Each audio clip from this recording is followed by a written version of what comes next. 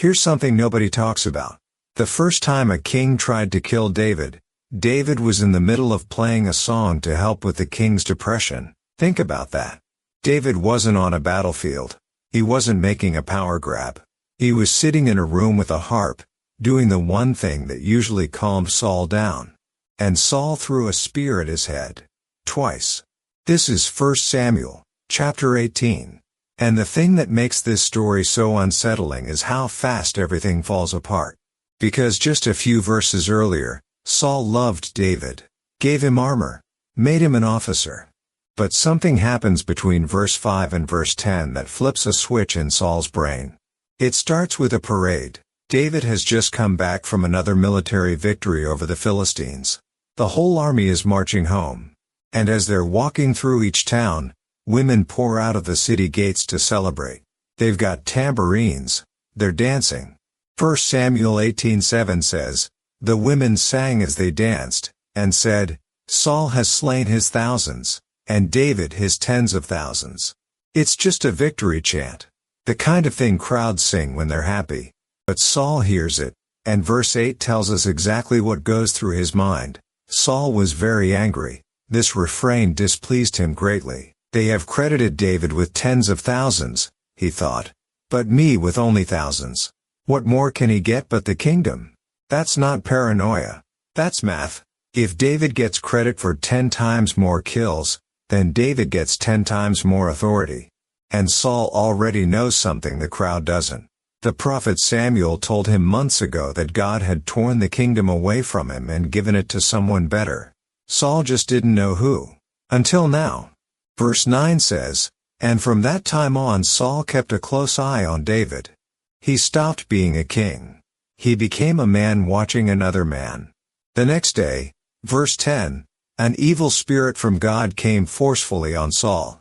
He was prophesying in his house, while David was playing the lyre, as he usually did. This is their routine. When Saul has an episode, David plays music. It's worked before. It's supposed to be safe. Except this time, there's a detail the text drops in casually. Saul had a spear in his hand. Why does a man need a spear during a therapy session? Verse 11. And he hurled it, saying to himself, "I'll pin David to the wall." But David eluded him twice. David dodges. And here's what's wild. Saul throws it again. Same result. And the text doesn't say David yells or fights back or even asks what's happening. He just moves. Twice. Like this is just another Tuesday. Like he already knows better than to expect an explanation. But here's the part that should scare you. Verse 12 doesn't say Saul was furious. It says, Saul was afraid of David, because the Lord was with David but had departed from Saul. Saul could see it.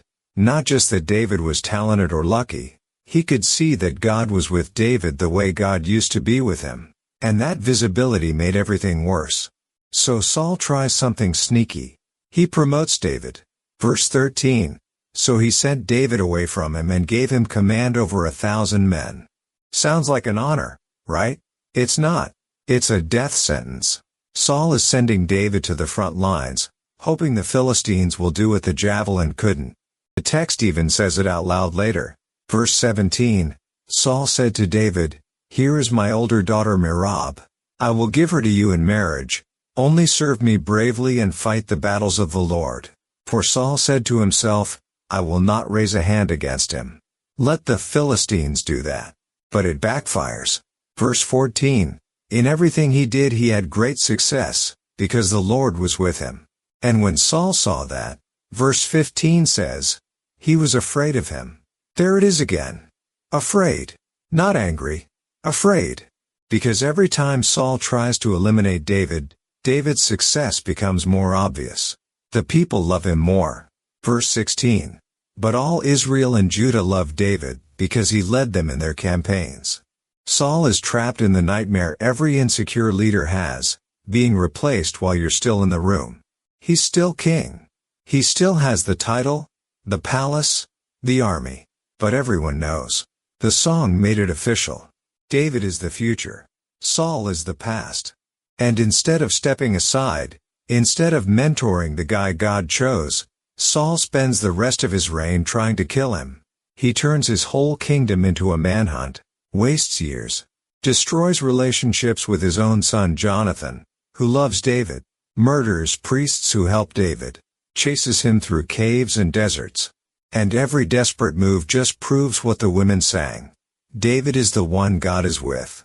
That sentence in verse 12 is the hinge. Saul knew. He could feel the absence. And instead of repenting, instead of asking God to come back, he tried to destroy the person God had moved to. So here's why this matters for you.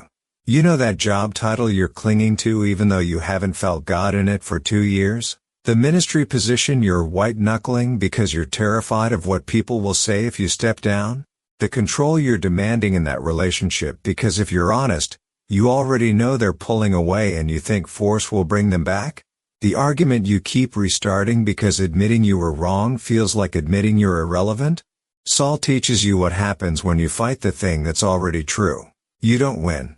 You just turn into someone who throws spears at the people trying to help you. You spend your energy protecting something that's already gone. And everyone around you can see it except you. David wasn't Saul's enemy. Saul's refusal to accept what God was doing made David his enemy.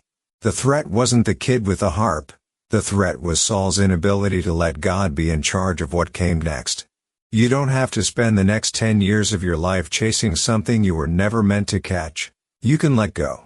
You can stop being afraid of the person in the room who has what you used to have. That fear is the thing destroying you, not them.